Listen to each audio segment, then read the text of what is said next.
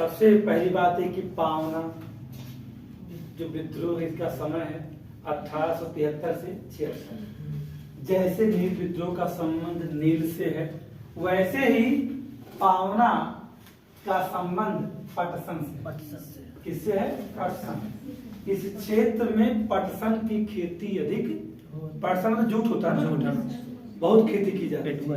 अब उस खेती को संरक्षित करने के लिए क्या किया गया था? 1850 अधिनियम, 1850 अधिनियम 10 को पारित करके रखा गया था। और इसमें यह कहा गया था इस अधिनियम में कि किसान जो खेती करते हैं, मतलब लगभग इस क्षेत्र में जितने किसान हैं, जितने भी किसान, मान लीजिए कि 200 किसान हैं तो 100 किसान की बात करिए, यानी कि पावना क्षेत्र के 50% से अधिक हिस्से पर जो किसान खेती कर रहे हैं उन्हें अधिनियम संख्या 10, 1850 अधिनियम संख्या 10 के द्वारा संरक्षित किया जाएगा, उनसे लगान भी कम लिया जाएगा। यानी 1850 अधिनियम 10 शोषण करने के नहीं आया था, यह अधिनियम ब्रिटिश हुकूमत ने इसलिए बनाया था कि पावना के 50% से अधिक किसानों को क्या मिले?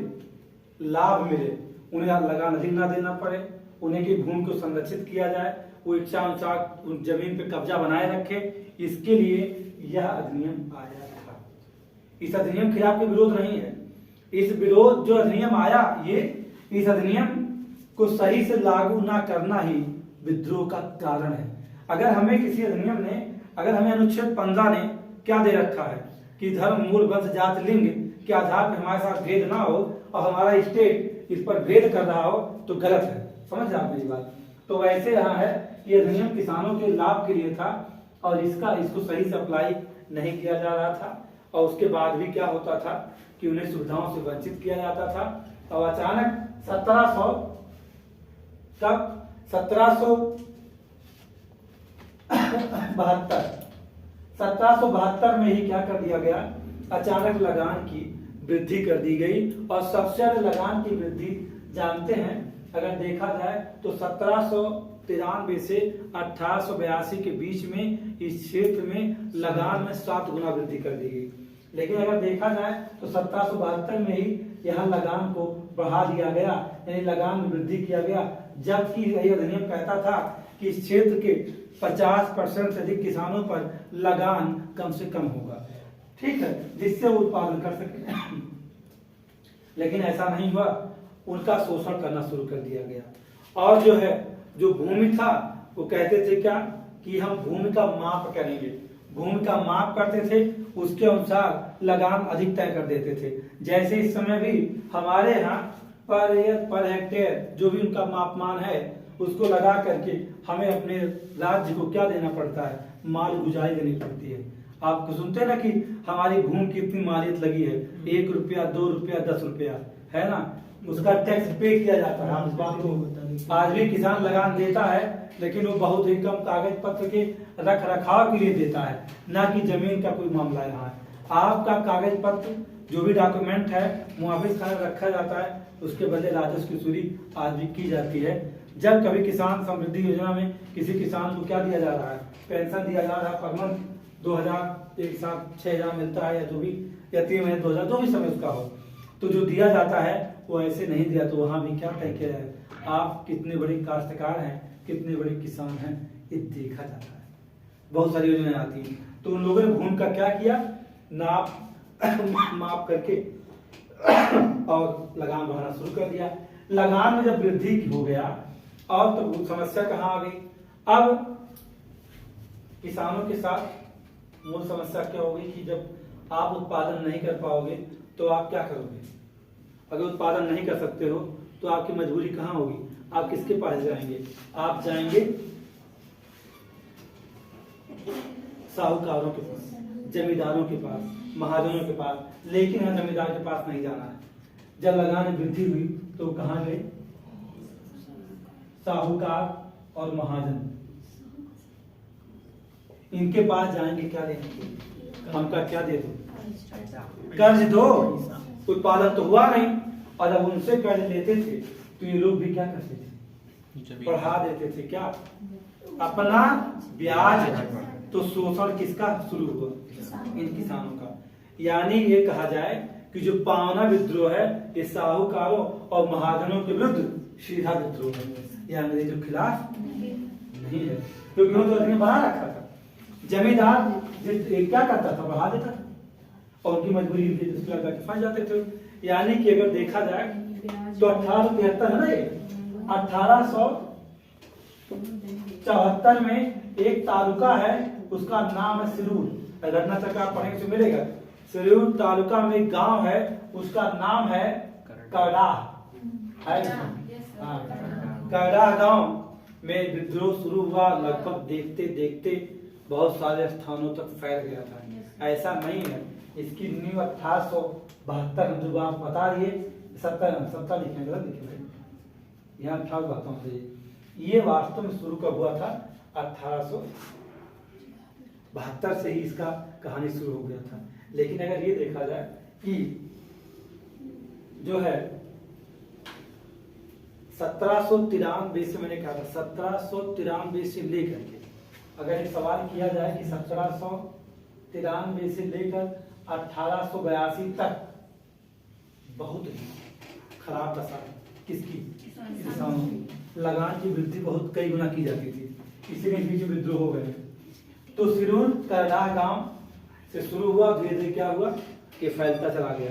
क्यों, किससे लड़ाई थी इनकी लड़ाई थी साहूकार महाजनों से। अब जमींदार कहते थे किसानों से कि अगर आप ज्यादा विद्रोह करोगे तो इस कानून के दायरे में रहोगे, तुम्हारी भूमि हम जब्त कर लेंगे। तो किसान कहते देखिए हमें इस अधिनियम ने क्या दे रखा है, कब्जे का अधिकार दे रखा है। 50% किसानों को तो कम से कम मिलेगा कब्जे का अधिकार ना, उनकी भूमि आप छीन नहीं सकते हैं। तो किसानों ने कहा देखो जमींदार महोदय, आप इस बात को ध्यान दीजिए, जानते हो हम कौन है। किसानों ने कहा हम महारानी के ही रैयत हैं और रहेंगे भी, हम किसी के रैयत नहीं है। वहीं रैयत शब्द से ही गांव में एक शब्द का उद्भव हुआ, राउत शब्द। जो बड़े किसान होते थे उन लोग कहते हैं भाई रैयतदार ना बनो अपने आप को, अभी भी लोग कहते हैं, जानते तुम्हारी कितनी बड़ी रैयत है, मतलब भूमि के स्वामी, यही मतलब होता है। तो बहुत लोग जब रैयत से घर की महिलाओं ने राउत कहना शुरू कर दिया। जो बड़े बुजुर्ग होते थे तो उन्हें दादाजी बाबा जी नहीं कहा फलाने राउत, यानी रैयत थे, बहुत बड़े जोतारा रहे। लोग कहते थे इनके पास बहुत भूमि है, तो जमींदार के बात है इनके पास। तो उन्होंने कहा क्या है, किसान ने कहा कि हम महारानी, सिर्फ महारानी के रैयत में। यानी इसी विद्रोह में क्या है, एक कीवर्ड चूज करिएगा, महारानी के रैयत, और किसी के नहीं, हमारा किसी कोई मतलब नहीं, ऐसा इन लोगों ने कहा। अब बात उठी कि ये कहा गया कि किसानों से जाति ना किया जाए। उस समय चल रहा तो 1860 में हमारे देश में कानून आया था। 1860 में एक कानून आया, वो शायद 1 जनवरी 1860 को 61 को अप्लाई कर दिया गया, 1 जनवरी 1861 को अप्लाई हुआ। उसका नाम है आईपीसी, जिसे आप कहते हैं भारतीय जनसंहिता। जब ये कहा गया कि इस विद्रोह को कुचल दिया जाए तो उसमें कैम्बेल आया था। कौन, कैम्बेल जब आया तो कैम्बेल ने कहा कि इन किसानों को विद्रोह को दबाने के लिए हम कानून के अनुसार ही कार्य करेंगे, यानी हम आईपीसी के अकॉर्डिंग ही काम करेंगे। यानी अगर ये कहा जाए कैम्बेल ने क्या किया, इस आंदोलन को दबाने में पावना विद्रोह का पूरी तरह समर्थन किया और कहा, किसका भी समर्थन कर दिया, किसानों का। कहा यहाँ जाति नहीं की जानी चाहिए, क्योंकि यह विद्रोह क्या है, वाजिब है, यानी कि वाजिब है। यानी पावना विद्रोह कैम्बेल, उसका नाम जुड़ा इसके साथ। कल आपकी एसटी का सवाल है, कल था ना, आप पढ़े थे इसको। अब एक सवाल उठता है कि जो सबसे टफ सवाल क्या है, ये जिस पावना को आप पढ़े ना, इस पावना में एक नेता तो है नहीं, बहुत नेता।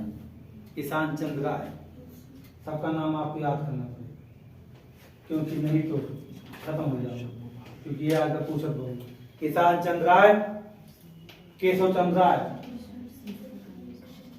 चंद्र राय, तीसरा नाम है शंभुपाल,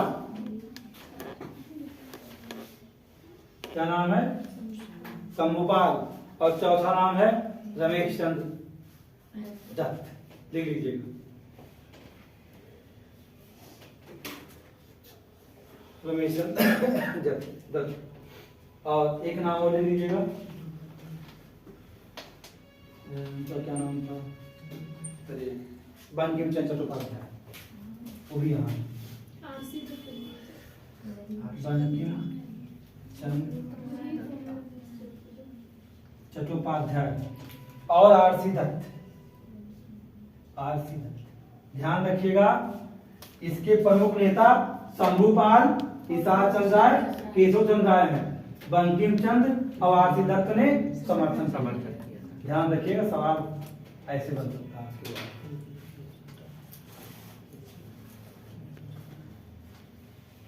ठीक हो गया। एक सवाल उठता है कि पावना विद्रोह या पावना आंदोलन को किस अधिनियम का संरक्षण प्राप्त था? पावना आंदोलन को किस अधिनियम का संरक्षण प्राप्त? 1885 का बर्खास्त अधिनियम। यहाँ दो सवाल आपके लिए सन पूछ सकता है या सीधा अधिनियम पूछ सकता है।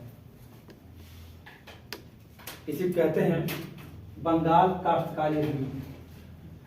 1885 बंगाल काश्तकारी अधिनियम। अब इसके अलावा कोई सवाल नहीं आपके सामने। अगर आप इसको समझ लीजिए थोड़ा सा, तो फैक्ट बेस्ड कॉन्सेप्ट बेस्ड दोनों मामला क्लियर है। यानी पावना को संरक्षित करने के लिए दो अधिनियम है, 1850 अधिनियम धारा 10 और 1885 बंगाल काश्तकारी अधिनियम भी संरक्षित करता है किसे? इस आंदोलन को। समझ गए? पावना फिनिश। खिलाफ लगान की वृद्धि लगभग 7 से 10 गुना कर दी जाती है। ये उस समय लिखा गया। हमारे किसान दशा बहुत खराब है। 70 लाख का 44 का बंदोबस्त अधिनियम नहीं समझे? नहीं समझे? बंदोबस्त 70 लाख का 44 है ना, वही सब